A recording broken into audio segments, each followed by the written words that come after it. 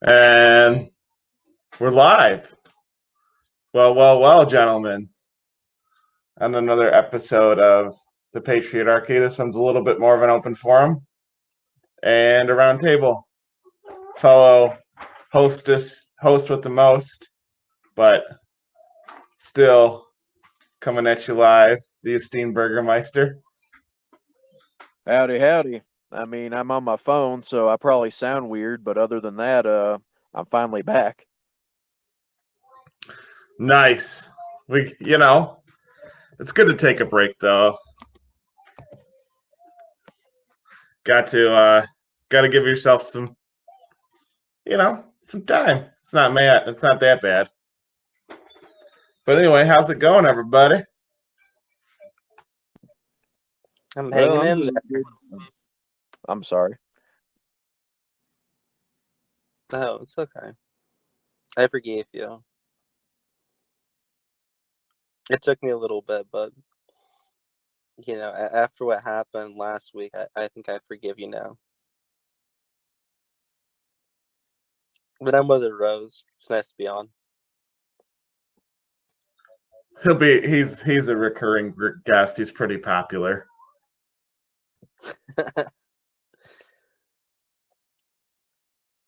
Yeah, got respect to main man for coming on. But I'm just glad now. My situation has improved markedly, so it's good times.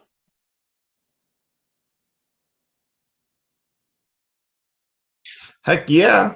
Well, I mean, Patriotarchy is, I guess, kind of an unofficial part of the traditionalist chat. Almost as unofficial, or maybe the beer is more official. I feel like the beer is more official. But anyway, what's kind of been interesting is this whole fiasco that we got going on right now. And we don't like to make this too political of a podcast, but I'm gonna do it. Owning the left or the libtards right now. It just seems like it's like too much of a meme. I don't know. As a fan of memes, just sometimes the memes just write themselves, and I really got not much more to say.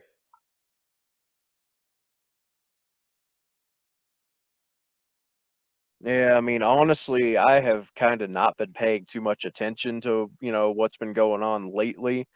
All I see is, Sleepy Joe memes and then the occasional Alec Baldwin pop up. Like I'm not super dialed in at the moment because I've just been focused on, my personal, life and improvement and things like that. But it'll be interesting to hear some of that just on here, Yeah, GP, can you talk about how are the libs owned? How they're owned? Yeah. Well, it seems ultimately that their ideology more so consumes them than anything. And they always want to go to us and try to meme us, into a sort of shameful right wing kind of viewpoint. They want to make it harder on us when in reality, as things have been pointed out, that the polls don't match up with what the mainstream, basically liberal side wants it to be. And a microcosm of this would probably be the overall red victory in Virginia, when that whole scandal was happening at that Virginia high school. So that is one of those things where I know the scandal that happened at the Virginia high school isn't funny. It's not anything to laugh about. It's not anything to meme about because it has, way more serious implications. but it just proves that kind of strange radical ideology that's not based on much of anything, but abstractions, I guess. It's the best way I can put it. That it just proves that naturally conservative ideas are holding up against whatever the libs think is virtuous.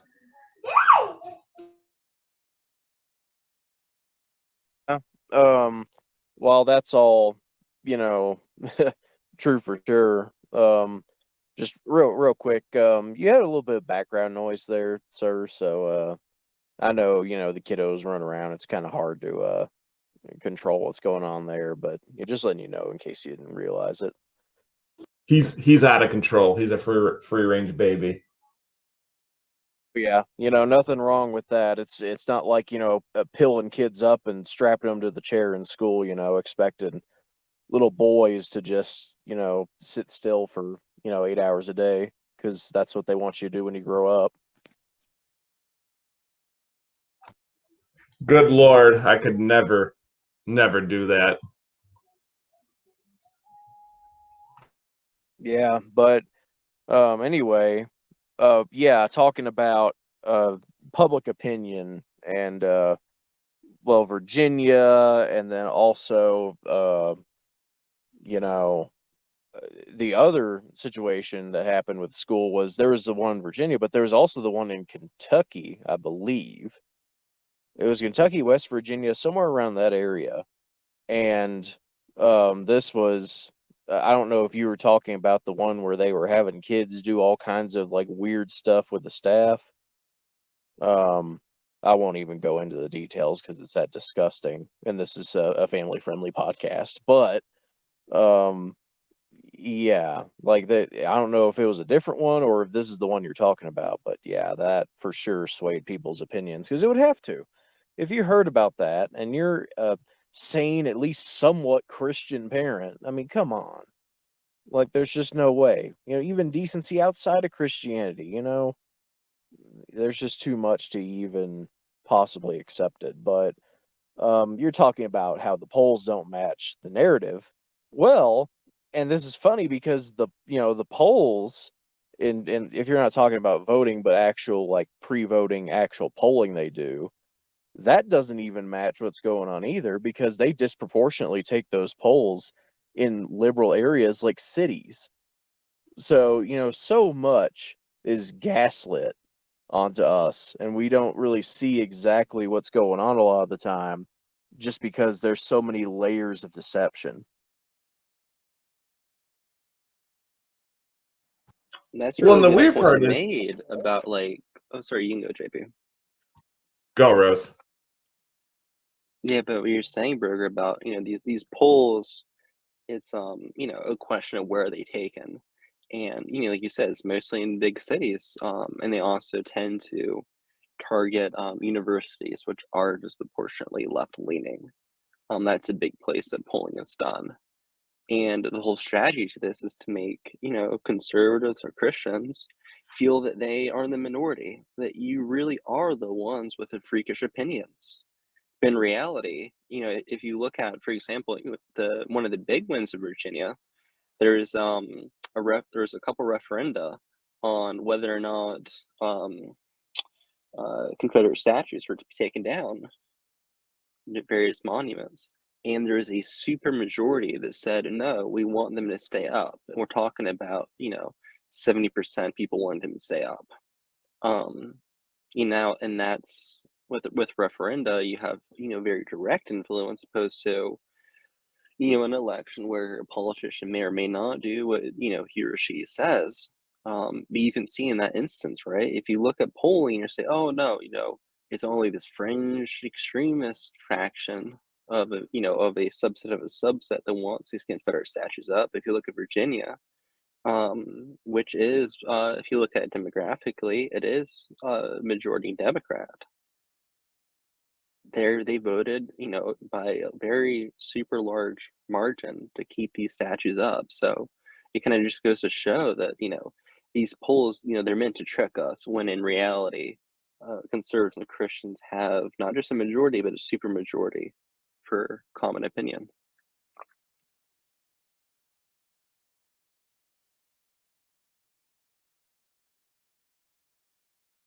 Yeah, for sure. Just the amount of, and this was noted even all the way back in the 70s, I believe, by Nixon, the silent majority, right? The whole concept of the silent generation back then was, this group that really didn't have a voice that went to the polls and suddenly, made their voices heard on election day. Because, back then there wasn't really a way to fudge that. And yeah, I think that there's a similar situation today. But, things have obviously gotten worse in that regard. But, yeah, middle America, the election map doesn't lie when you look at just the sheer area that votes for one side or the other. Sure, the cities have a lot of people, but they still cannot completely dominate the entire country that has a different opinion without some kind of gaslighting, some kind of manipulation, some kind of method to twist things in their direction. Like this is something that's been going on for quite a long time. And I'll tell you what, we're a silent majority, and we're not going to take it anymore. That was a bad Alex Jones impression, but go ahead, Rose.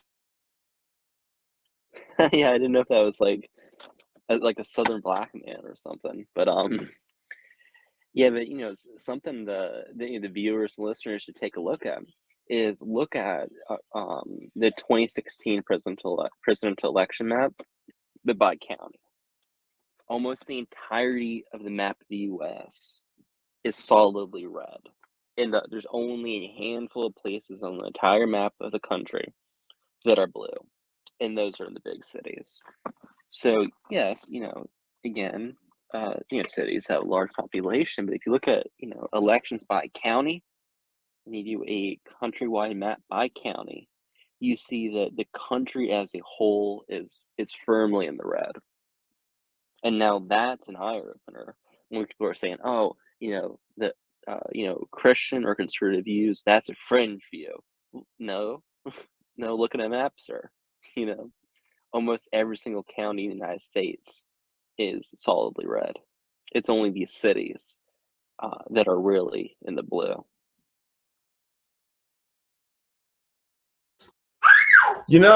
And this is kind of strange with this, though. Do you think it's because they look at so much of this?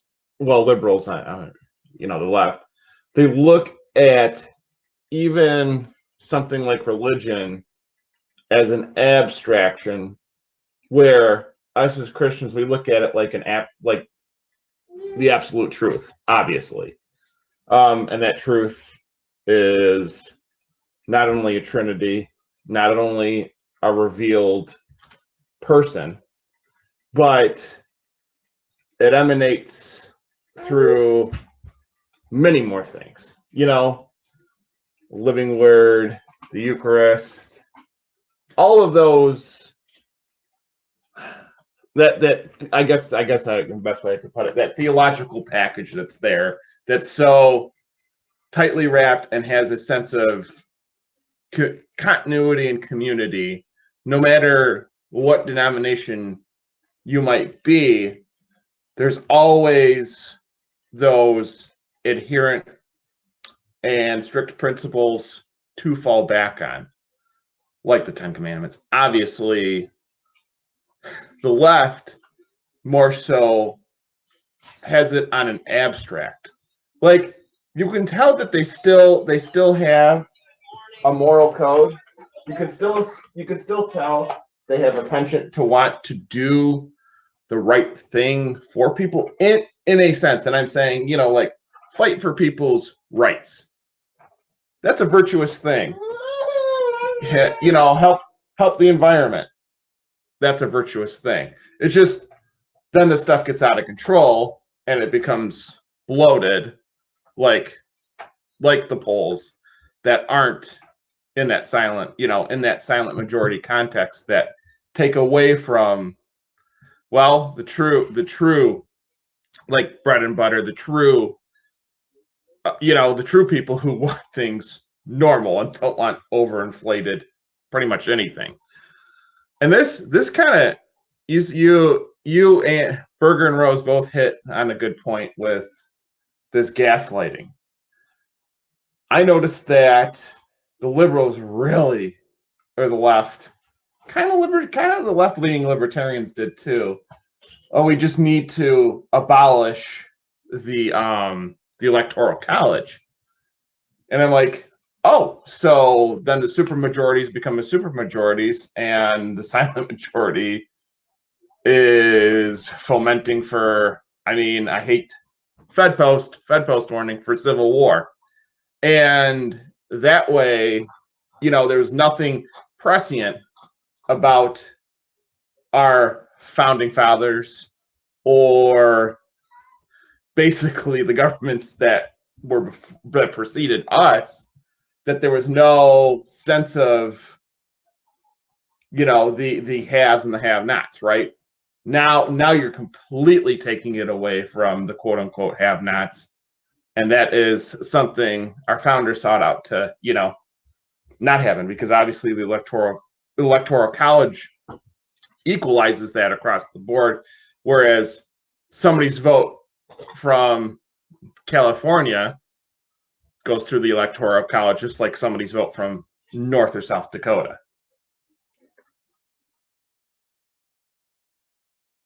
Yeah, and you touched on something at the beginning with how the left views religion.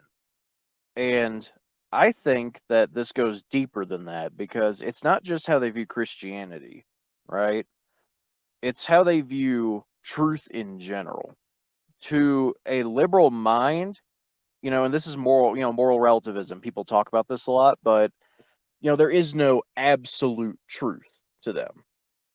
Everything is always relative. It's always by consensus. It's always, in relation to some or other principle. And a lot of times these principles go back to Christianity, but they don't realize it, or they don't want to, just because it's the moral basis of our society. But yeah, to them, truth is peer reviewed. And that's, epitomized by the concept of, I effing love science, or soyance, as I call it. It's it's something else, but I think that's an important thing to realize about these people, is that they don't really have a solid foundation for their beliefs, and never will, because it fundamentally goes against their worldview.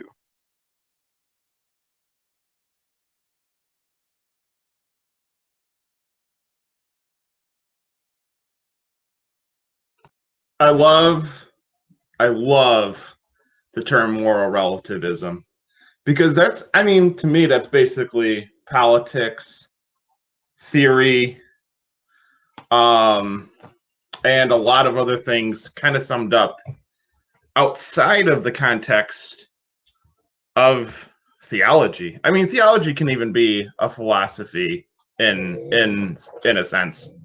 Whereas, a lot of the pre-Christian philosophers basically touched on, what is God, what is good, what is bad.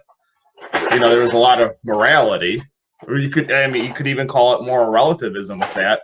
And I know isms are are something we try to stray away from as Christians.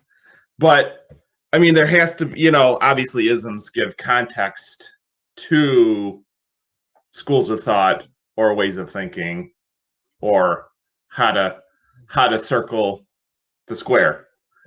And I know that's an existential thing to say, but there are certain aspects where that moral relativism, in a sense, it's always relative.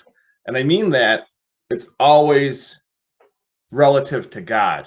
Why would you have a theory of something if you would never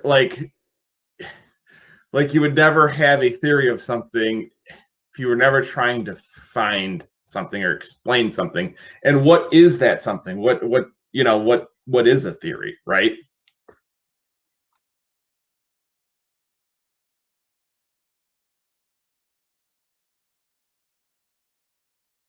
So is that theory relative, or is it relative to God? Well, exactly. When everything's relative, then nothing can relate to anything because there's no core to relate to. And that's why I think that a lot of these left-wing ideas, they are hijacked Christian ideas, right? That are decontextualized and turned into absolute moral truths on their own.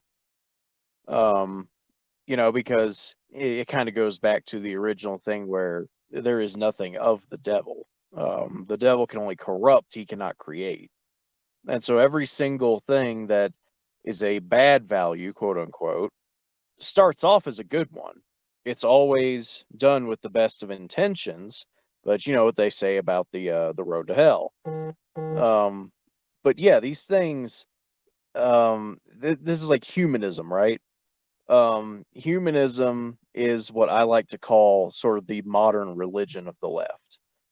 And it's sort of developed over centuries from the original humanist concept of the Renaissance, which is an entirely different beast, into what it is now, which is essentially the worship of this concept of humanity, right? Of this idea that, whatever comes from the base emotions of humanity, so whatever makes somebody feel good in the moment, is good and right. But what that comes from ultimately is from the idea of humanity being made in the image of God, because that makes humanity sacred in a sense, right? But what they've done is they've decontextualized that. They've taken the sanctity of human life and have twisted it so far that now they use it to justify ending human life, namely with children, with abortion. That's what they do because it somehow violates the human life of the mother, who is, just some, free independent woman who can do whatever she wants because that's what humans do. It's all corrupt. But yeah, when you trace the origins of these things, a lot starts to make sense.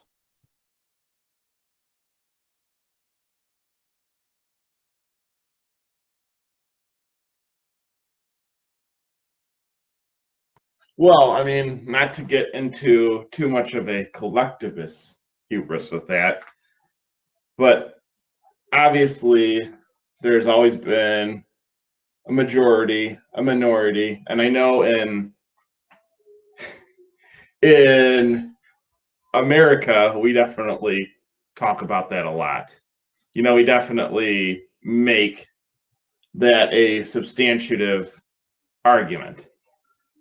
And I guess you could say individualism is relative to humanism, as humanism is relative to individualism. And I mean, you were right about the corruption, because obviously the corruption led to the fall, and the fall, well, obviously corrupted. But did it absolutely corrupt because we became relative to it, or did it just corrupt because that's what part of our nature is, outside of paradise? So it's got some obvious relative complexity to it, and without falling into heresy or more whataboutisms, there certainly is a sense of that there's certainly that dynamic of individualism as well as collectivism, I see it, more so working in Christianity through it, because to pick a denomination is an individual choice, and then once you pick and become a part of that denomination, then you become a part of a bigger collective, which obviously we like to call it, the body of Christ or the church. But other Christians have other ideas with that too, because liberalism and its moral relativism has infected that unappreciatively, but it has. So once you start going down that line, now I love, though, I do like, something like humanism is a fascinating topic because of how flip-flopped things have become, and how, like you said, the body inside the woman making that choice doesn't count because it's part of hers. In a sense it is, in a sense it isn't. That's where obviously the legalistic, quote unquote, complexities get into play and stuff, and I know that's definitely tainted a lot. But to where that picks up is to where, how it's kind of gaslit and lost, well, God along the way, and lost any sense of a concrete morality. It's more of like you said, it's they've replaced, they still want that religion, they still want that religiosity to it. They just don't have a direction. They don't have a set of rules that are concrete, established, and obviously eternal. Yeah, it's the religion that changes every week, right? Like the concept of the NPC getting an update from being plugged into the TV. I mean, that's essentially what it is, right?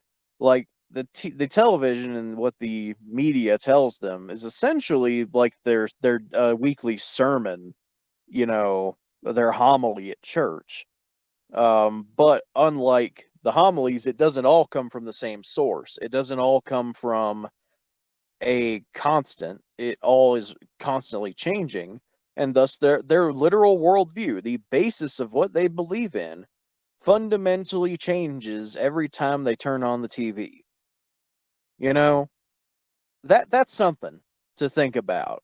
And the significance of that didn't hit me until just now.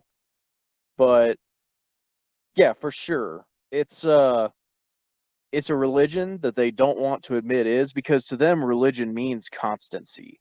Religion means having someone in charge of you.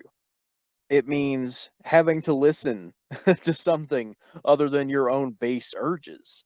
That's fundamentally what it is. It's all this is a very roundabout justification for hedonism. That's all it really ever was, honestly.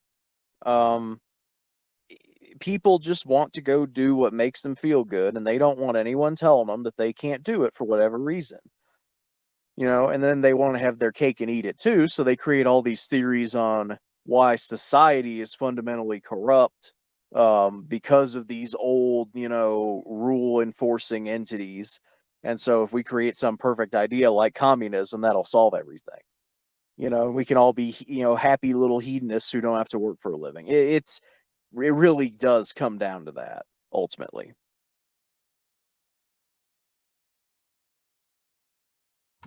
Well, the weird thing about like that whole, I guess you could call it the egalitarian idea, like, oh, we don't have to work, kind of scoffs at the fact that, like, they don't like the elite, but yet at the same time, you're right, they practice and preach like week to week, like the elite is the gospel. So it's a strange set of logic that they have set up for themselves. It's just something it's once again, it's all relative, because that seems to be the theme that they go off of. Oh, if I don't do this, doesn't matter. And obviously this kind of plays in, to my sports fandom, if you will. Because like I've been, no shame here, I've been a Detroit Lions fan my whole life, as long as I can remember, which is 6 or 7 years old. But anyway, that's something I picked.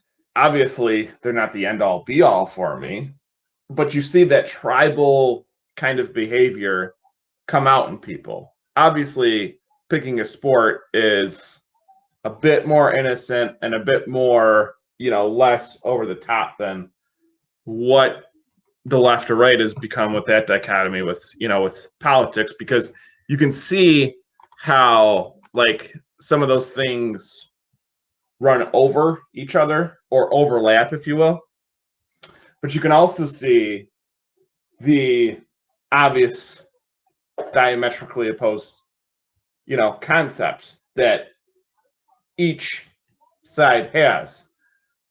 And now with that, there is, there's this in sports, but the weird thing about like sports is now kind of become like politics in a sense, because you have people who are going to get the highlights on C-SPAN or ESPN, and then it's not going to, after that, it really doesn't matter, because, we want that meme-sized moment. We want that, we want that highlight, and boom, it's there. And look, my my representative who's got an R or a D in front of their name said this and that. Boom, checkmate to the other party. It can be effective, but it's kind of, in a way, it's become a lot like sports. I just pop something on and I'm like, oh, that's just like your favorite player making an awesome play. You're making, scoring a touchdown. So and to be completely honest with you, I'd much rather watch Barry Sanders highlights scoring touchdowns, or Calvin Johnson catching a pass, running, trucking people over, getting into the end zone, rather than a 5 to 10 minute speech on a politician, talking about some obscurity that ultimately, I don't know, is it going to matter? It might. But to that, I'm saying that whole gaslighting and moral relativism is not going to really be there, because it's not going to count. It's not going to count if it doesn't get carried over the goal line. It's not going to count if they don't score on the other end. And ultimately, if you think about it, they win. Politicians win. The elite win. So this is weird that the liberal mindset is more so in that egalitarian sense, but it's anti-elitist, but yet you want to listen to the elite. So it's a strange conundrum. Well, in a sense, people talk about the high-low middle strategy a lot. In a way, it is a middle against the high and low, right? Because people often say that leftism is the ideology of the midwit, of the person with moderately high IQ who is just smart enough to think, with some complexity about these issues, but not smart enough to actually figure it out. And so they fall into this, mid-level theory. And in the background, they have a jealousy, an envy of the real elite, the people who are actually at the top, both in terms of intelligence and especially, monetary. But they also have this disgust, this looking down upon the masses, right? The people who just have a normal or below average IQ, who are just doing and the working class, the people who are actually making the country run, because fundamentally, they're the ignorant, they're the rubes, they are the sinners of the modern world, right? To the left, the concept of the fallen world, which they've carried over, is a problem to be solved by humanity, right? Because to them there is no God to come in and solve things, and so they have to rely on basically culling the people they see as being below them. And that's a very anti-egalitarian part of their philosophy, but they're egalitarian amongst themselves, right? The enlightened, uh, the people who are the experts. It's become a new thing. And this ideology is becoming more and more oligarchic over time as we shift from using egalitarianism as sort of a revolutionary weapon against the elite to gain power, which they've done. That was all the revolutions of the previous couple centuries. But now they've switched to the oligarchic mode now that they're in power. They're like, okay, now we're the group in charge. Now anybody below us, can get screwed, metaphorically speaking. So it really is part of the inconsistency. It shows how selfish it is. How it really is all motivated by base interests. Like you can really dissect so much of this down to just group interest. And, you might, as an individualist, you might not like that, but ultimately, groups are made up of individuals. This is true. Individuals, in a sense, are made up of the groups that they participate in. What determines somebody's individual identity? Well, it's a broad number of things, but what groups they participate in and choose to side with in life make up a huge portion of that. In fact, I dare say the majority, ultimately.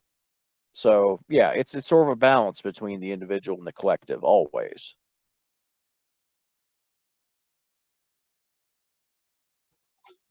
And striking that balance is, something we like to say on a Christian basis is killing your passions, and obviously the hedonism that you mentioned before with something like communism, which is an easy example because it's atheistic. And that's that kind of covetousness is a strange thing because it isn't exactly born from anything other than status, whether it be materialistic or an absence of something through that lacking, that moral relativism, that lacking of a moral compass. It's kind of strange on how that it manifests itself both in the right and the left too, which is also just fascinating to me. But then it manifests itself also in different ways across the board. I mean, as you said, individuals make up groups, and that's obvious. We're social creatures. That's human nature. I mean, that to me is obviously more so humanistic than anything. Like it's just our natural nature. But what humanists do is obviously do it in absence and moral relativism to God. How we do it is we obviously place God first and say, oh, this is how I can explain my actions, my consequences, and I'm accountable. Whereas I think across the board, a lot of good people in religion have that, and it's not just something. It's obviously more profound in Christianity because it's the truth, but in a sense, there is that across the board, with religion, and they express it in different aspects. But that whole egalitarian kind of, and I just picture stuffy aristocrats or just stuffy people just kind of scoffing at each other, like like the Monopoly guy, but that's just me. And it's so funny because it's like they have that sense of like, oh, I'm a big shot, but that big shot behind me pulling the strings. Well, but they're not that much of a big shot. So you come talk to me. My ideas are better. That's more so of what like I see how that covetousness kind of manifests itself that way.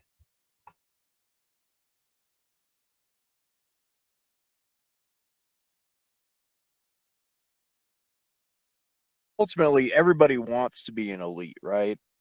And in order to have an elite, you have to have somebody that you are over, somebody who is not an elite, somebody who is the outgroup. And this outgroup always varies based upon what ideology or religion somebody follows. An easy example of a religious application is in Islam, the infidel, right? It's a very stark contrast, which does exist in Christianity too, but it's not as blatant, especially nowadays. It's not quite as much of a duality as it is in Islam. But the same thing will apply to liberal humanism, with the ignorant, the bigots, the people who they just don't like knowledge, right? Or as it becomes increasingly apparent, peer approved knowledge. The gospel of of the modern elite. Um, and so yeah, like fundamentally, that's what it just is. The more that you look at it, and the more it just boils down to this concept that what the left follows, um, and what the modern American elite push is fundamentally a religion based around hedonism. That's really all it is. It is a religion around, you know, care harm based morality. Like what makes people feel good. And that's really it. It's utterly baseless beyond that. And that, it's so crazy because you look at that and you just wonder if people can even get over that, right? If people can think their way out of this mess. And you increasingly see why they can't and why it really is the Lord that has to save everybody, because it just becomes an impossibility that the majority will ever dig themselves out of that hole. People, I just feel like most people just don't think deeply enough to do that. They almost have to be raised or taught some sense of morality, which they always have been, in the past. Like even before Christianity rose, the pagan faiths had a moral basis. It wasn't all hedonism. There was certainly more of it than Christianity, but it's nothing like today. We truly are, I don't want to say in the end times because nobody knows, but it is unprecedented, I would say. The degree of what we've sunk into. So, yeah. Now don't start raining down fire from the heavens or nothing. But it is kind of strange because I do see that attitude kind of relate itself, and there's another attitude that's kind of prominent in America. It's obviously the Yankee and rebel dichotomy that's there. There's that whole obviously archetypical dumb redneck versus the college educated liberal.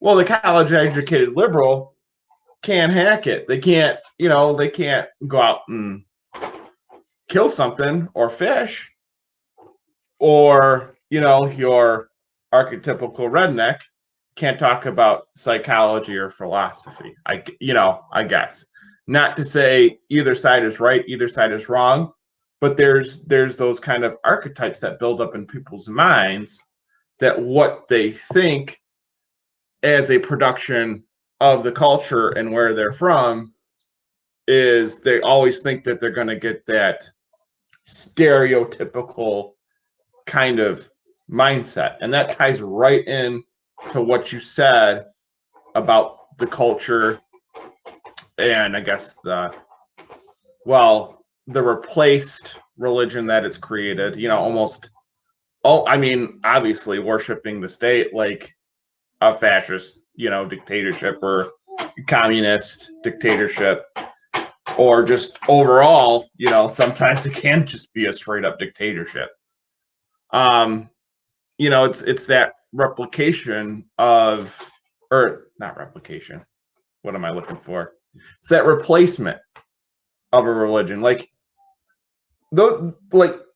wanting to save the environment is a noble cause. It's a good thing. You should be concerned, right?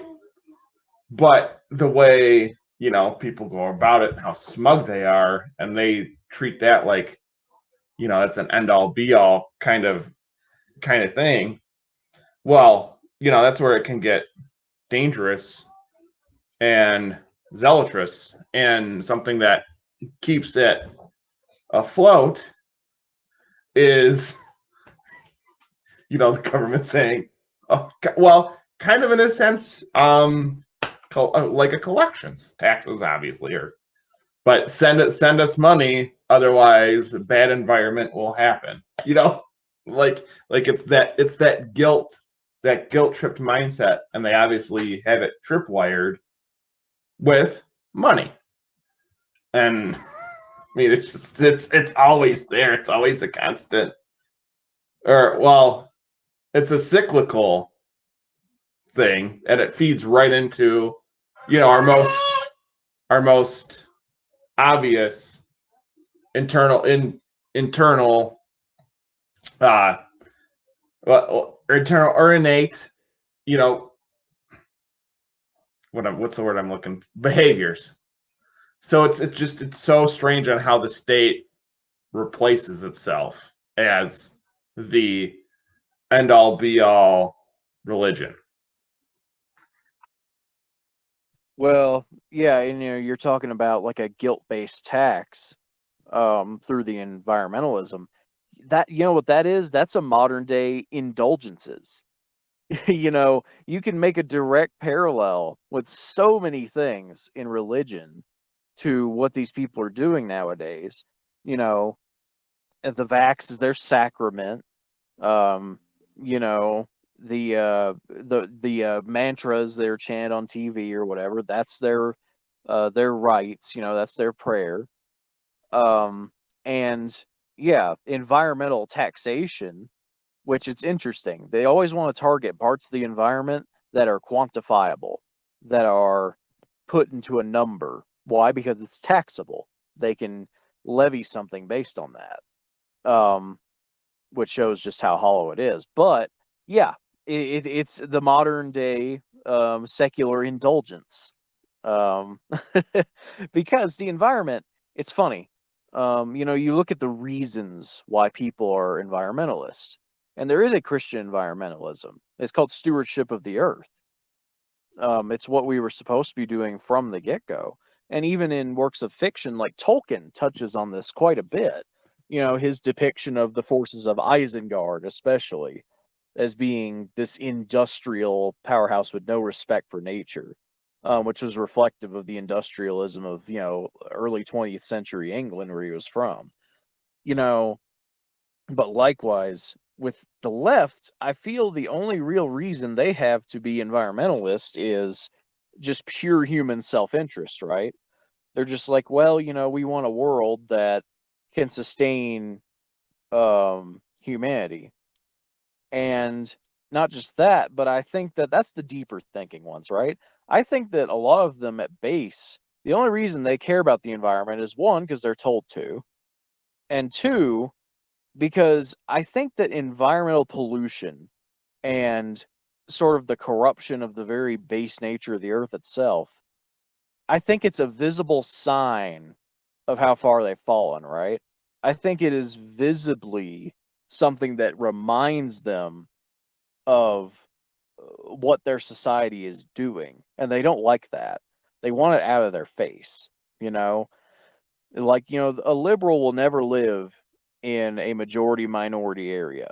Like, a liberal will never live among the poor, among the working class. They're always going to be in a lily white upper middle class bubble, almost always. And this is reflected in their beliefs too. They want to be in a clean bubble. All the industry, everything that makes their lifestyle possible, they want to be far away from them where they can't see or hear or think about it. And, such an abstract thing as the global environment, right? It's natural that that becomes very much a target of religiosity, especially when it has doomsday like connotations attached to it. And so naturally, this becomes where a lot of their more superstitious, their more religious elements come out. This is their faith, in a sense, is this environmentalism, because it's very externalized. It's very telescopic. They can do it all from a distance and virtue signal a lot more about that sort of thing than anything else. They love the virtue signal. But that's just it. Like, a virtue signal is that's what it is. They're signaling from their bubble, from their protection, that, oh, I out of sight, out of mind. I don't have to deal with that. Not my problem. Which in a sense is a very individualistic way of thinking. Like, oh, if I just don't have to deal with it, not my issue. And that leads to the saying, what are you doing up on your high horse? And it's funny because it's like they want to, it goes back to that egalitarian, but we're not elite enough to be elite, but we're still egalitarian concept. They want to complain about capitalism and all the evils it creates, but yet they're posting about how great Karl Marx is on their iPhone. I mean, I couldn't find any more. You can find any more irony if you tried in a modern day context. I mean, it's literally a meme, and they have such a sense of disingenuous pride about it too that obviously it becomes tiring. But they don't even realize it, how much they've done it to themselves. It's another part where they can, they can just vilify the other side too, as much as they want to vilify their righteous cause, which doesn't, exactly line up with their ideology. So in a sense, it's their own, I guess it's their own version of purity spiraling. I know we have it in our sense on the right, and for purposes, I'm not going to get into that, but it's the virtue signaling is their way of doing it. But obviously on the right, I feel like obviously more genuine about it. With the left, they're not as genuine about it, obviously. I mean, they come from good places. They do come from some genuinely good places. But the virtue signaling, I realized this a while ago, is just empty rhetoric, just like the C-SPAN politician, riling up his base for that candid 5 to 15 minutes of fame on C-SPAN. So I should have kept that appropriate. Their base for 5 or 15 minutes on C-SPAN. So I mean, there's that context with it, but that's just it. I mean, it becomes a snippet. It becomes, oh well, they said it, but once again, I can virtue signal about it, but not my problem. Out of sight, out of mind. Well, yeah, and even like C-SPAN and the actual like hard politics itself is very out of sight, out of mind for them. Like, really, it's more entertainment media is more what they draw, and the news, which it pretends to be like hard politics, like hard reality, but obviously we know that it's basically like entertainment at this stage in terms of its actual informational value. Um, but yeah, that's really where they draw it from more than anything. That's where the memetics come from, is from the media, from the entertainment industry, things like that. Like the meme about the leftists who can't read a book other than Harry Potter. That's so much of that. Is it forms kind of this partial basis for their worldview. Which, I mean, there's a bit of a right wing version of that with Tolkien, but it's nowhere near as pronounced because we at least understand that morality comes from Tolkien's Christian background, right? We know where it all comes from. So, we don't have to reference the fiction because we have the nonfiction to look at, in that sense. But, yeah, man, for sure. I just think it's wild how, the left, now that it's become an elite, it's shifting its ideology towards elitism much more nowadays than it used to. Like, even within a decade, you can see this. And it seems like it's just ramping up. It's getting more and more dynamic. It's changing faster and faster every day. Um, because like almost like we've hit a critical mass or something. Because, you know, now economic leftism is almost dead to the left. Like actual pro working class policies, oh god forbid, they would never do something that would actually support these people. Closed borders economics, dear god, we have to protect the international businesses, and their mass importation of cheap crap from the world over. We can't be having these jobs here at home, manufacturing goods to American standards. God forbid. That's not good for the economy. You know, that's or even worse, it's bigoted. It's driven by an irrational desire to keep things within one group of artificial borders. Uh, you know, and you're talking about. Well, we were talking about the sort of secluded, gated community nature of the left and how they come from these nice places. And now I get to see some of that living up in the mountains of Colorado, um, coming from East Texas. It's almost like a naivety, I think. Like it's people that do not yet realize the impossibility of their beliefs. They look at things around them and they look at these, this idyllic area that they're in, and they think, well, why can't the world be like this? You know, why can't we basically impose our values on everybody else and make it to where the world just doesn't have these problems? And of course, there's problems here that you don't have in other places too, like, drugs. Um, of course, drinking's a problem everywhere, but up here, you especially see it in combination with things like weed, things like hard drugs. And because of the sheer libertine permissiveness of society and the lack of consequences for those involved, it just keeps on going. People just keep on acting this way. And homelessness. This is an interesting epidemic, and it spreads from the West Coast. Homelessness is a thing in every major city, but it is especially prevalent in combination with heavy drug use on the West Coast. But it's spreading inland. If you look at Denver, for example, or even like Austin relative to its size, the homeless population is ridiculous. You know, like Denver has, I think, almost as many homeless as Houston, or at least it's a disproportionate number. Houston is a huge city, but it might have only slightly more homeless than Denver, which is way smaller. But Denver's over half the population of Colorado.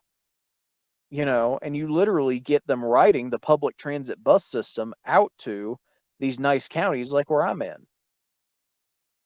And so it's insane, like what's going on. And like I said, I don't have anything against the concept of homelessness as just like that just that person's homeless, therefore they're bad. But so much of the time, it is driven by either one, drugs, or two, just sheer laziness. It's just people that just fundamentally do not want to work. They just want to leech off society, and because they can't sufficiently do that with welfare, or they messed up somehow, and so they can't. And now they just do this. And because people accommodate them, naive rich people who don't know any better, they just give them stuff. And so they just keep living like this and being a burden on everybody else.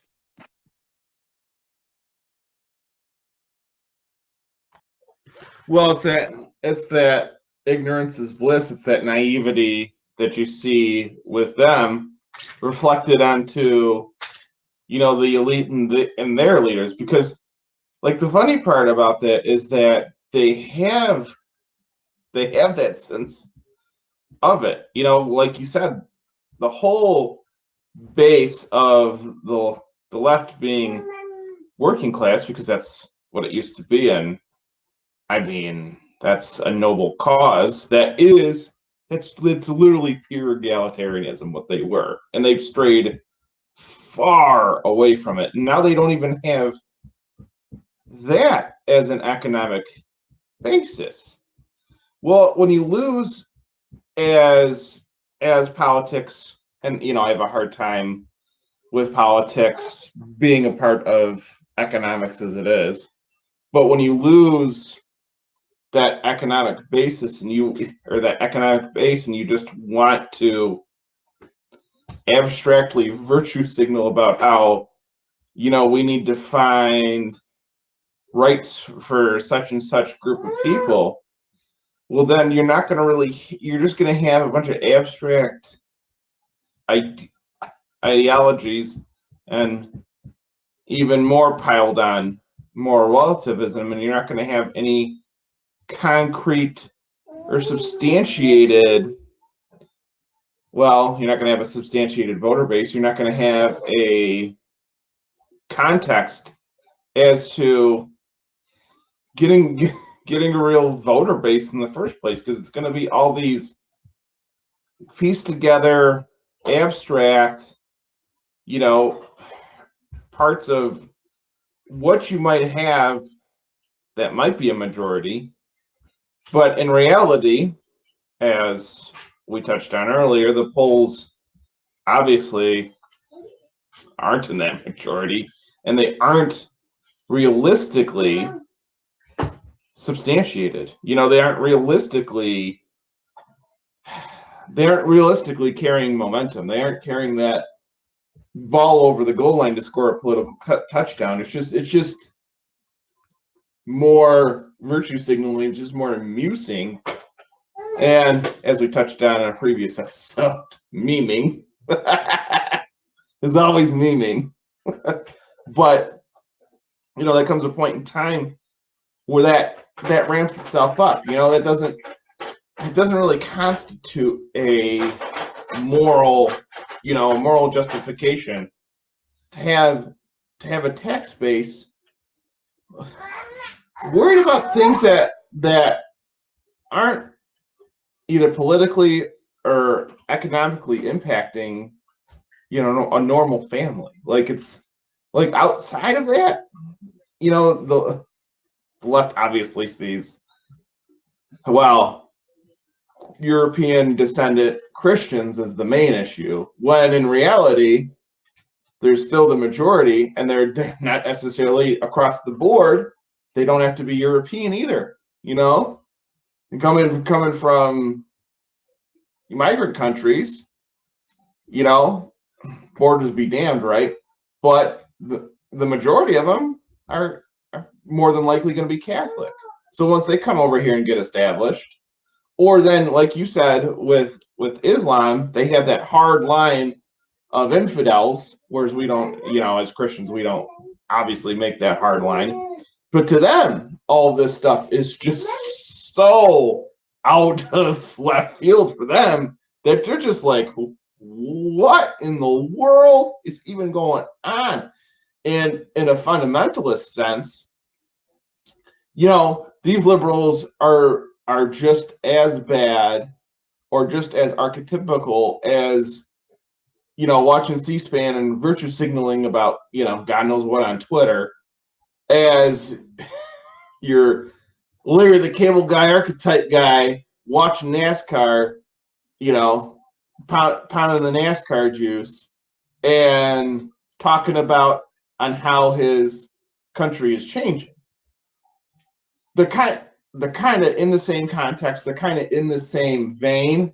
Obviously, different people with different opinions, but yet at the same time, there's one person that's going to go on Twitter and complain about it. There's another person that's going to probably, oh, you know what? My kids are being taught this in school. Time to go sign up to my school board, or time to go politically do something about this, get involved, and be action oriented to where I can right this wrong, or I can write this course as, they don't necessarily have to be Christian, as a good person to help my family out.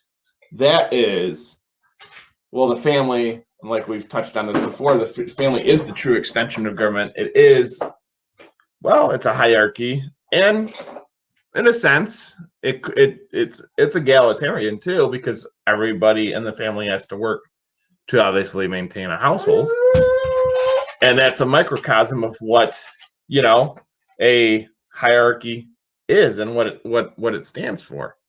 So I know there was a lot involved with that, and I kind of ranted about it a bit, but to that moral relativism, there isn't that hard line in our, like you said, our libertine or individualistic society where it makes, oh, I have issues in my life.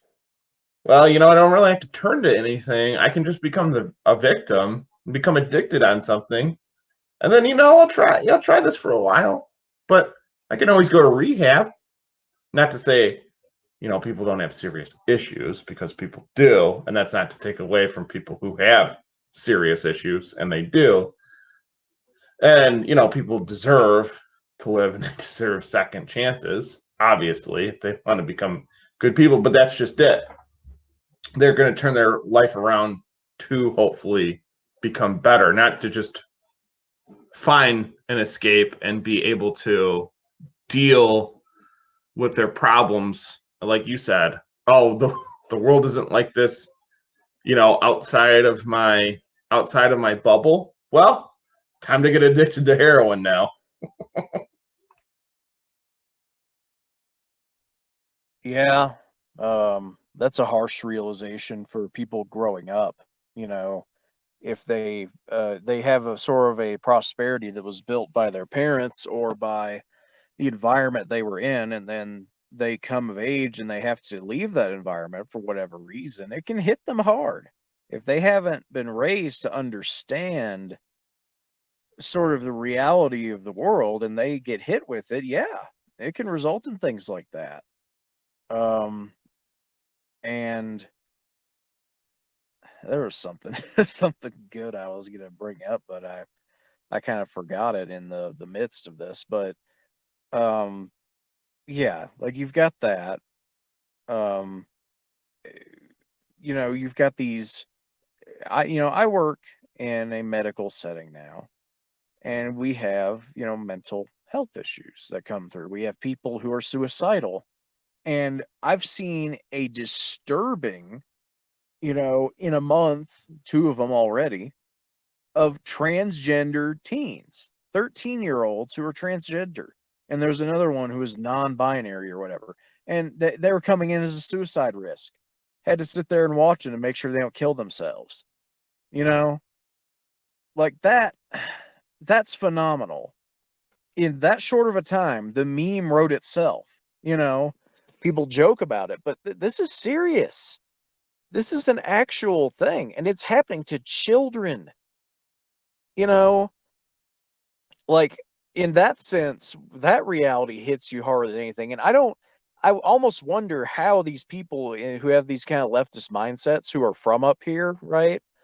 Who don't really have any frame of reference outside of their bubble.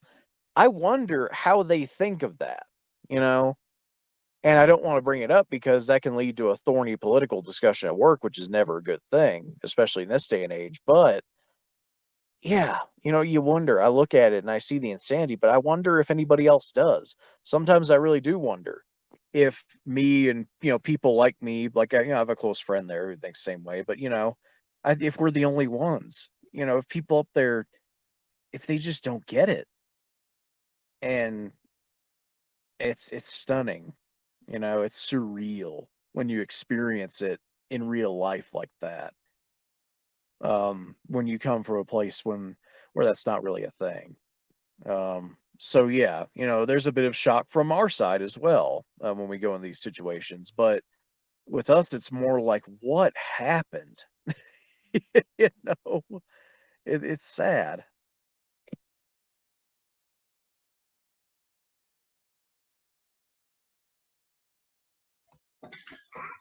Well, never bite the hand that feeds you. It's weird because it's like, there is that obvious choice to want to help somebody as they come in, and there's altruism with that, which is probably one of the fonder isms, probably one of the better ones, because it's speaking to something that is fundamentally human.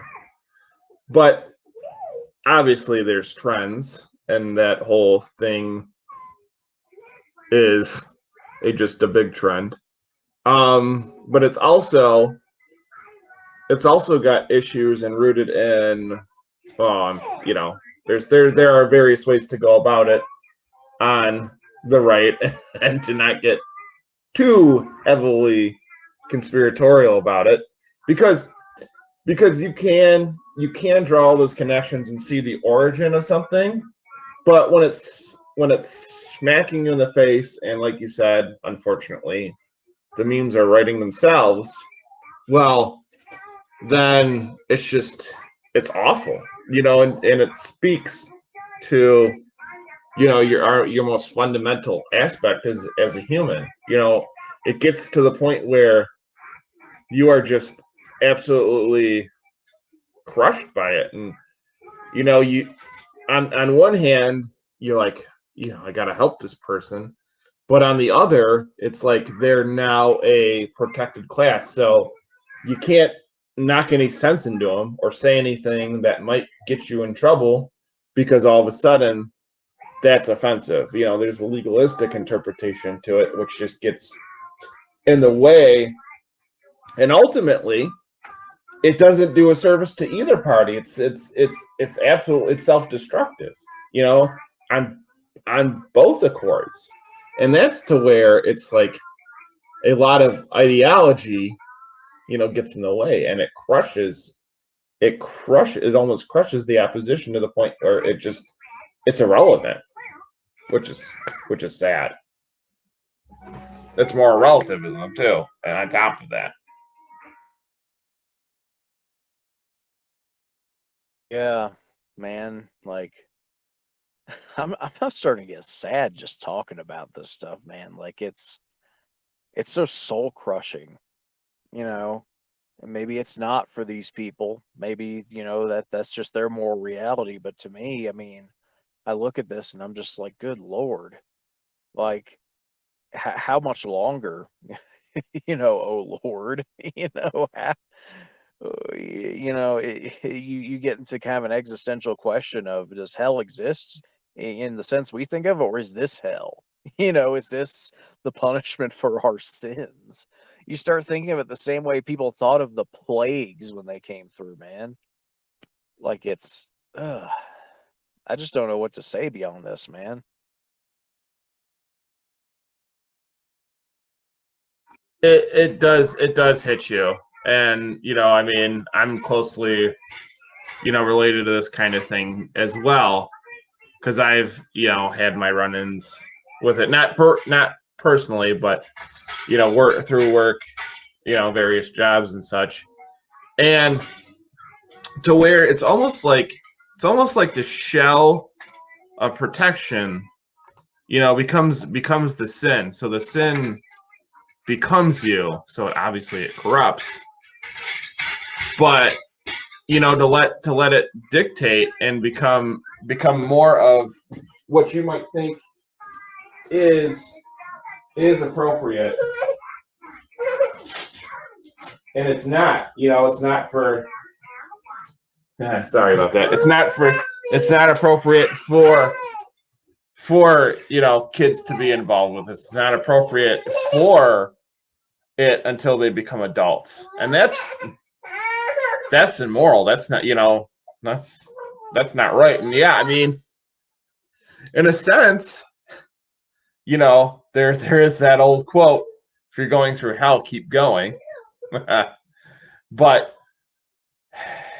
at the same time, when you see that, and it's such an altruistic, but yet at the same time your hands are tied level. It's weird, man. It's so weird on how much of an ideology that's even become.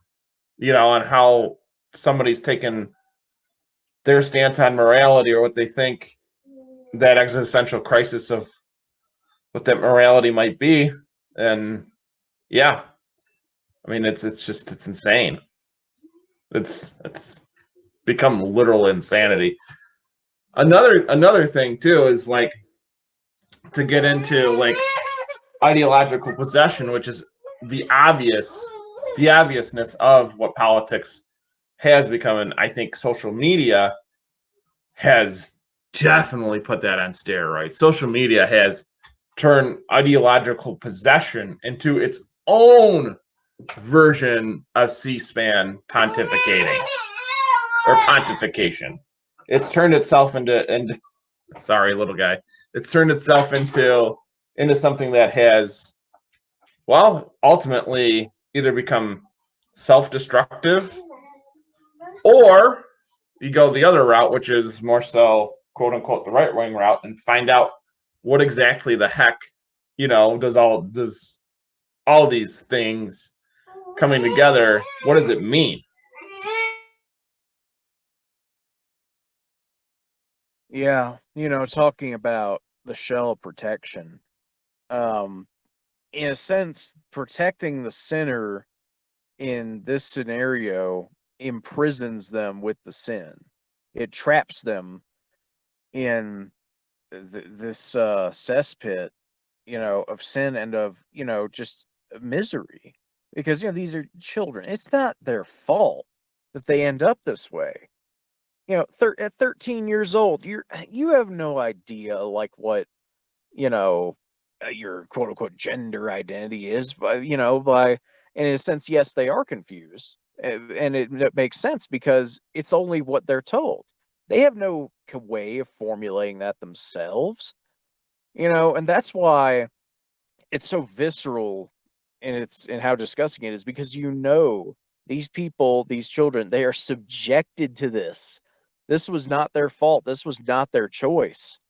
So yes, they are victims in a very real sense, but the way that society approaches victimhood is so warped, right?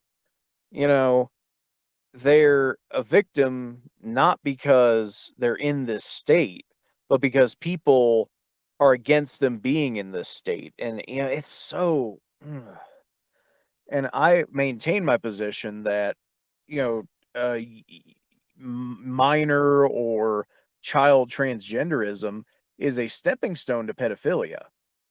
And, everybody, slippery slope, this, that, and the other.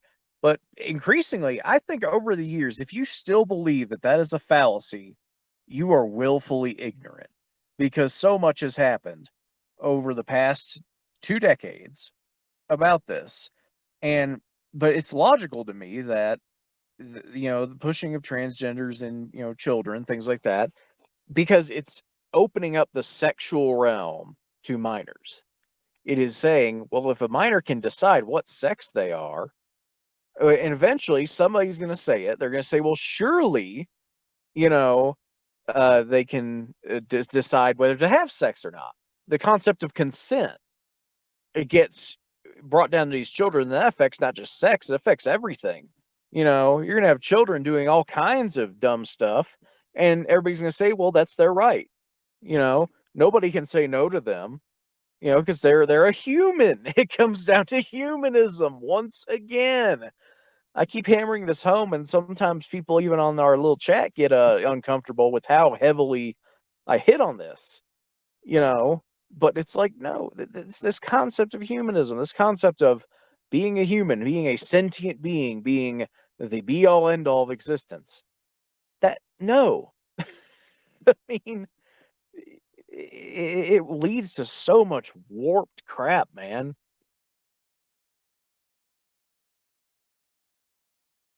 Well, I mean, to be imprisoned by your sin is to be, responsible for your own punishment. But in a way, too, obviously children are innocent. So how can they be responsible for their punishment when they don't even know what they're doing? See, and this is the disgusting part when people bring up the slippery slope. So I'm like, I use this example. So I'm like, okay, so you go and tell a kid to go play a game with his friends, right? Or with their friends, right?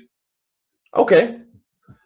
They're going to go play a game, and they're instantaneously, there's going to be a social hierarchy.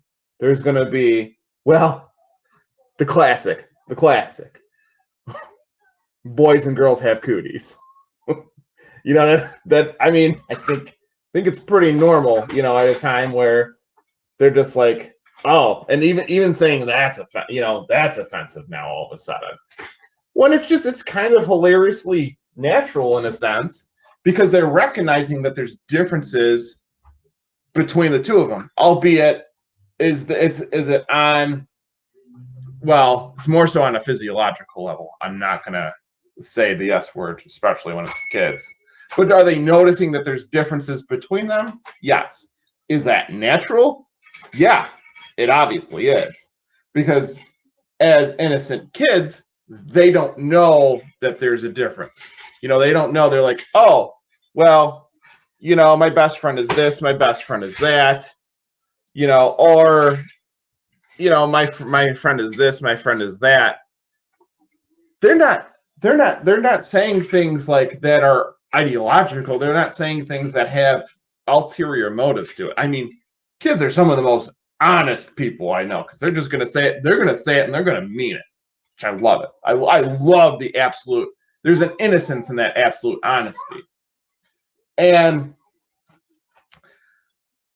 there's that level of taking that innocence away once you start to indoctrinate, and once you start to try to push these ideologies as virtuous onto them, when it's not even virtuous to begin with. There's no virtue in it, or true virtue. And like you said, it ultimately leads to a humanistic aspect, and it's very humanistic. I mean, it's moral relativism in the absence of God, because obviously there is a moral relativism to Christianity, but that relativism is oriented towards God.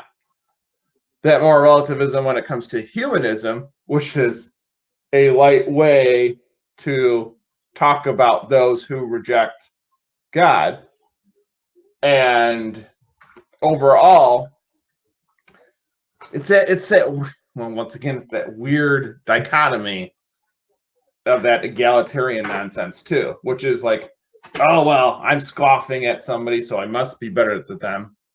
Larry, see Larry the Cable Guy earlier, and I'm more educated, I must be better than them. Well, you just paid a ton of money for a degree that you'll be paying back in debt, and your natural ability to have children is now going to be tainted by the fact that you have this degree. But ultimately, is that degree, is it useful? Now, I obviously have one, so I'm kind of speaking hypocritically on this. But if it weighs you down, and if it's something that was worth it, you notice there's a happiness factor too. And shoot, I can't even say this word. Physiology. You know what? Screw it. Physiology. Yeah. Yeah. Check. Right. You obviously see somebody who has had kids and obviously has, been given a good life, and people who are thankful, usually Christian, versus we all know it, the blue-haired, gender non-binary meme of the leftist screeching about, well, anybody who's conservative is a Nazi. So I mean, it's that weird dichotomy where you see somebody who's so ideologically possessed and so entrenched to their ideals that they think telling a child that, oh, now you get to make a choice of what you want to be. I mean, in a sense, does a child get a choice of what they want to be? Yes, of course. Of course they do. Kids want to go choose to play with their friends outside. Okay, that's awesome. It's fine. It's perfectly natural. Versus, well, my kid wants to be a star-spangled unicorn for his gender. That's where it draws the line. And like you said, that whole consent thing is disgusting. As much as that makes me want to throw up in my mouth, that there needs to be a cutoff, and we obviously have boundaries in our society for a definite reason, and that should be the part where that natural moral inclination should anybody, I don't care the political spectrum, I don't care the ideology, anybody, to protect the innocent. And that's obviously the innocent in the majority are children. That's it. Like children are innocent. That should be the baseline to everybody's ideology. Like you should start from there. Animals too, And the dog she ain't exactly innocent all the time, but overall, she doesn't know, she's innocent. But that there should be a protective quality to that. And there's obviously people across the political spectrum that I know that have kids, and they're very, they're mom and papa bear. They're protective. They know their kids come first, and God bless them. God bless them for it. And that's a mindset. That's a mentality. That's more so, I guess, on a different plane. But they're going to have different ways to talk about, I guess, those different conversations with their kids, depending upon it. But you hope to God that they don't go into the territory of, well, you feel like this today, it's going to be different tomorrow. And if you feel like that tomorrow, well, then you won't feel like you did yesterday. So it's strange. It doesn't make a whole lot of sense. There's obviously no concrete substantiation to consistent or concrete substantiative quality to it. It's just kind of it is what it is. And if you feel like this, well, then that's okay. That's such. It's a good and a bad thing, and obviously kids, they don't. A lot of times they don't know. They're innocent, they're naive, but that's just it. That's where that all relates to. What the left's naivety too. They're kind of like big children in a sense too, because oh well, if I go and if I complain about this enough, and I go and I'm emotionally outraged by this because of my incontinence, then I can't take it on the chin and move on like they should. So So it's all weird and relativistic, definitely. But it's got no concrete substantiative quality or momentum to it. It's just kind of there. And that to me is probably one of the worst things too. That's that abstraction, that flavor of the month quality makes somebody, in a sense too, it's got a moral stagnation to it too, which is strange. For all these abstract concepts, you notice how they never move out of an emotionally incontinent or victimhood kind of status. They're always stagnant in that kind of status, which is just, it's strange, because you think people on how possible they're on how possibly abstract their thinking is, you think they would be more creative and more intuitive with it and become critical thinkers through these processes, and you think they would be like, oh, you know what, it's okay that we give certain people these protections, these rights, but once you mention the slippery slope fallacy, oh, you're a conspiracy theorist, oh, you're this, oh, you're that. Dude, no. To say I'm a conspiracy theorist, to say this is gonna start going to diddling kids. Like, I think there needs to be a moral line that needs to be drawn, and that's a hard line. Like that should be at the top of the list as a hard line of like, no. I mean, to where it's like, oh, now you're just a conspiracy theorist. Oh, it becomes a what am I thinking of? A ring around the rosy, or face tag or tag. I don't know. It's ridiculous. It's even ridiculous to think about on how you come to that conclusion and how stupid it is. It obviously frustrates me, but it's weird. It's also weird. I feel like all this is just an infinite rabbit hole of insanity, and it's to the point where I don't even want to talk about it anymore. And now I don't know like what to shift to, man. I don't know what to move the topic over to, because I haven't had time to watch the Dune movie, because that was the other thing we were going to talk about soon. So I need to make myself sit down and do that, because I just don't watch movies to speak of.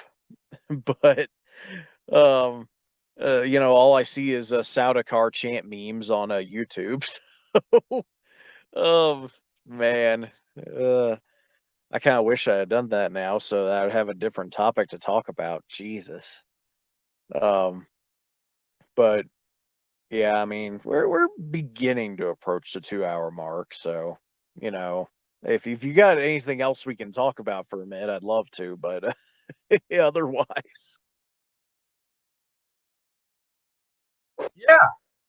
Yeah. I mean, your whole obviously trip up there has enlightened you to something that is kind of strange too, because I see that in Detroit and around the suburbs. Like, you have those hippie dippy liberals in the suburbs of Detroit, but I don't see it anywhere besides outside of Midtown, which is by a university that's there. But outside of that, in Detroit, you don't really have those bubbles or those pockets of people acting like, oh, we're bringing back the city, or them living in, like you said, a minority or a majority minority. Boy, that's something you want to say 10 times fast. Neighborhood. So yeah, I mean, you see that bubble, and it's obviously naive, and it is, on the other hand, it is hilarious and ironic. So there is that too. to a degree. And it's funny that you noticed that too, because this reminds me of people who just like the especially the dude in the Big Lebowski.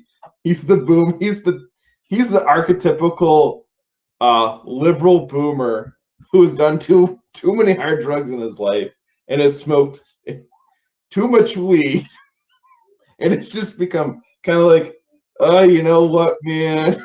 Look, he's so lackadaisical about stuff. It's so hilarious on how it transpires and how that becomes that becomes something too. Like that's what I think of when you think of like that California out west hippie kind of attitude.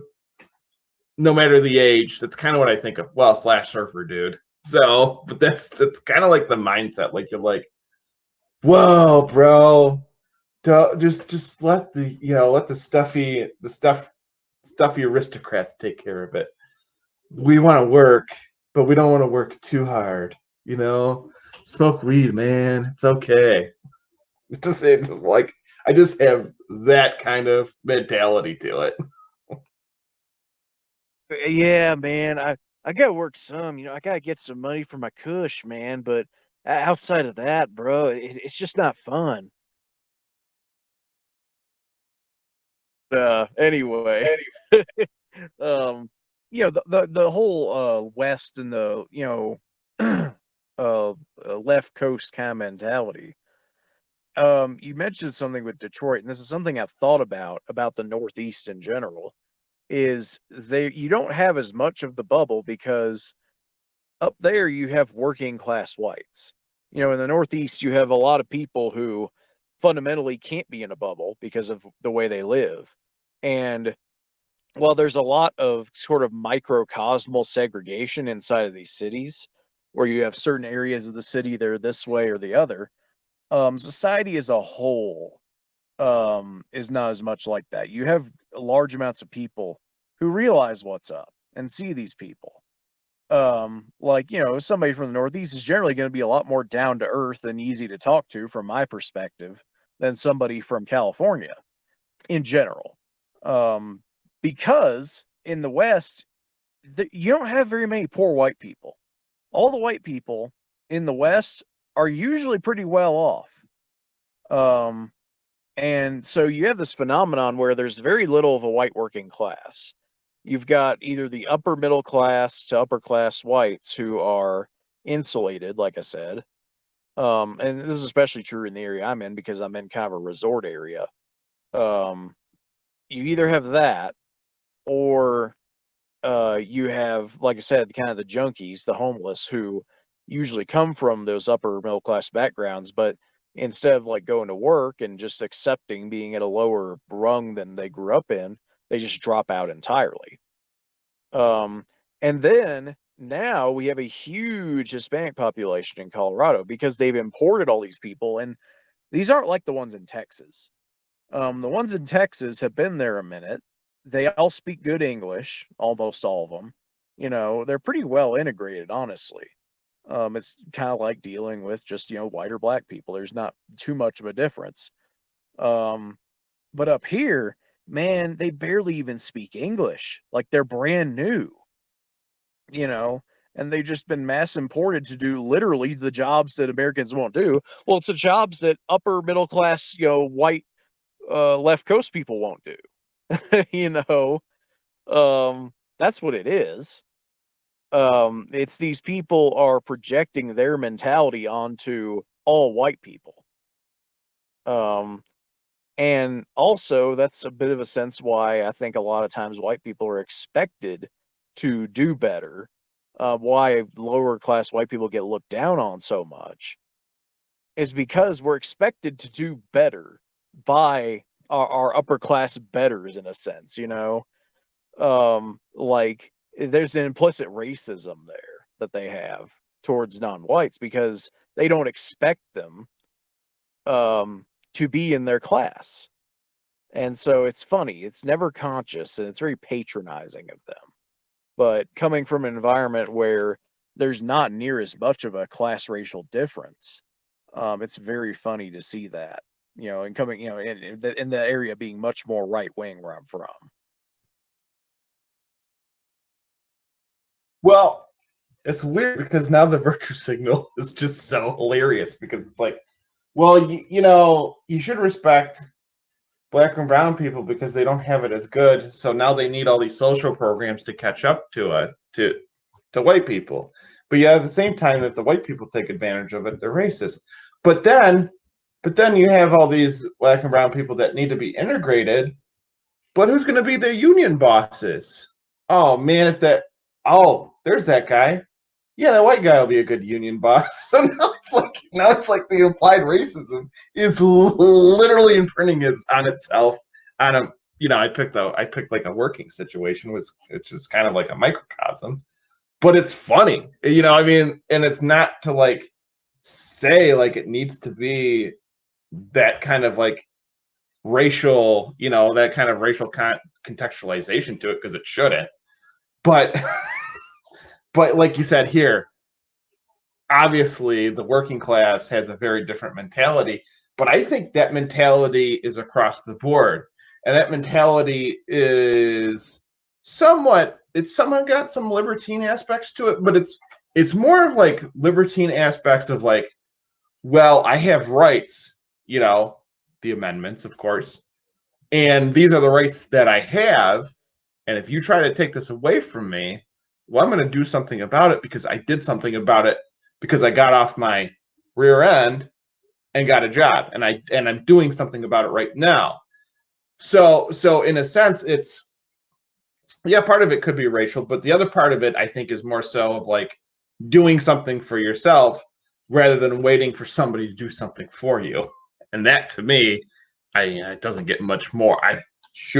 Talk about like the ultimate infantile kind of ideal. Like if you're not learning how to do something or learning how to do a skill, and like you're complaining about these people, but yet at the same time these people are taking jobs away from you that you don't want to do, but you feel like you're entitled to do something better, but you're not bettering yourself for it. Well then throw all of the political, racial, identitarian garbage right out the window, because that doesn't matter.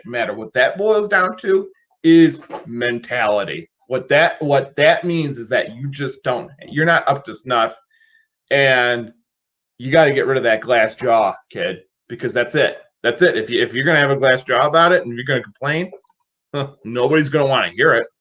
So, I mean, that's old school. But that's an old school mentality. But that could trigger people. That could set them off because that could hurt somebody's feelings. Well, if you got to get a job done, or if you got to find a way to survive and feed your family, nobody in the real world, no matter how weirdly politically dichotomous they are, if you can't get the job done, they'll find somebody to replace you. Like that, like that's just a real world thing. And if people can't get over that, well, they're just like they're either imprisoned by their quote unquote sin, or they don't realize on how self paralyzing or a self paralysis that they've come under, or that they've undergone. So it's so once again, the hysteria of the insanity is there. Obviously, it kind of gets me in a Joker kind of mood. Yeah, we truly do live in a society.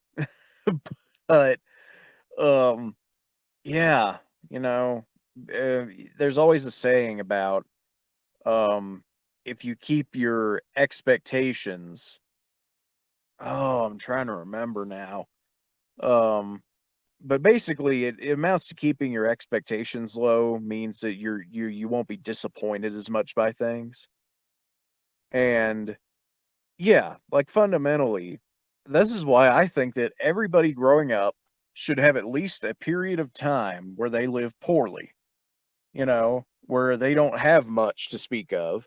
I don't think their parents should expose them to the full degree of their family's wealth until they hit a certain age. Because I know that when I look at a lot of people around me that can't fathom the way that I live, because I'm not in, a nice house or whatever. Okay, but I live much more efficiently than they do. I'm making blue state wages while, living a red state cost of living or less. But that's because I'm willing to do that because I'm saving up money to do something long term. Foresight and the ability to actually do that, you know, and make, suffer in the short term to benefit in the long, time preference. That's what they call it. Um, but yeah, it's wild. But yeah, I guess we should probably wrap it up now. It's been a good 2 hours. It's been good to finally be back on. Um, I'm glad that I was able to personally do it. I know it's been frustrating for you having to try, work around my schedule. Um, but yeah, um, yeah, I'm just glad to actually be doing something, up here and then on here at the same time, being able to balance that. Heck yeah, man. I mean, and get out there. Who cares about like the status and the stuff? I mean, shoot, that scenery is, man, nothing can compare to that scenery. It's beautiful. It's gorgeous. I mean, you can't beat the sunlight. You can't beat the fresh air. I mean, that's just, why would you? Why would you even want to try? as I know this is a family show, but as KB has said, there's people that have not even gone outside and seen a tree. There's barely people that have seen trees in their life. That might be another reference to another guy, but there's no freedom on there, and there's nobody that has done a number one on a tree, or even felt that fresh air. I mean, like, to me, the internet obviously social media put stuff on steroids, and in a sense, it can create very artificial reality, which is dangerous in and of itself, and forms of escapism, which is also dangerous. So, there's a lot of things that can go into that, but obviously, it has been going on a good 2 hours, and wrapping it up might be a good thing because tangents are our specialty. But as far as the next one goes, we we might do another bonanza extravaganza, and definitely find a time to tie in those other guys. Get some more Dune mythos reveal analysis going. Whenever you watch the movie, that's fine. But yeah, man, definitely good talking to you. Yeah, for sure. Dune, we could eventually do a 40K episode. I know you've started getting into that a lot, so once you've had time to, review the lore a bit more, then that's something we could do too. And kind of in connection with Dune, but we'll space them out. We don't want to have too many pop culture, too many fictional topic podcasts in a row. So we'll definitely intersperse those. But yeah, it'd be good to have more people on next time. I know that Rose, he wasn't able to be on for very long, and nobody else really hopped on. But yeah, hopefully we can find something in my little niche afternoon window that I can be on, you know, um, or I'll get an off day at some point where we could do it in the evening. Because it's kind of hard because I've been kind of on call at work for the night, so I never know when I get called in. But yeah, um, for sure.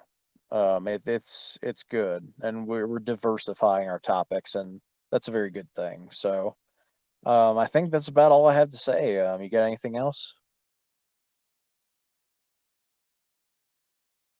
Well, another thing that I should probably get a little bit more of an installment on, or maybe a tagline, as you know, we become podcasting niche internet celebrities.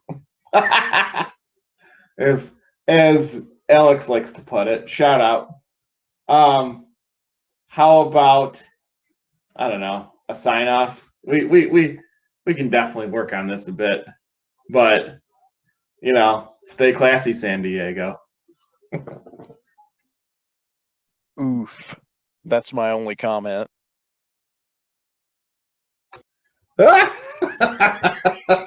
Bro, you're not done with the West Coast, bro?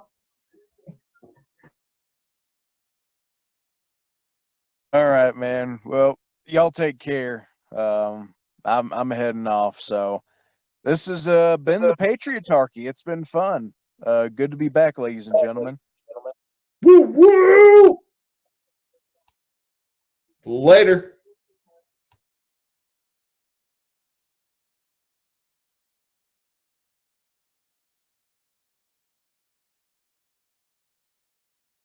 Done recording.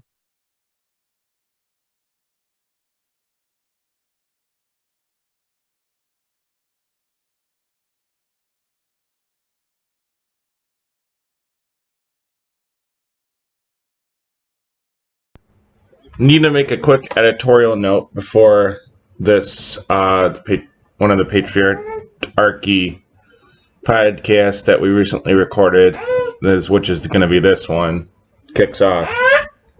Humanism is ultimately leads into and wallows in nihilism.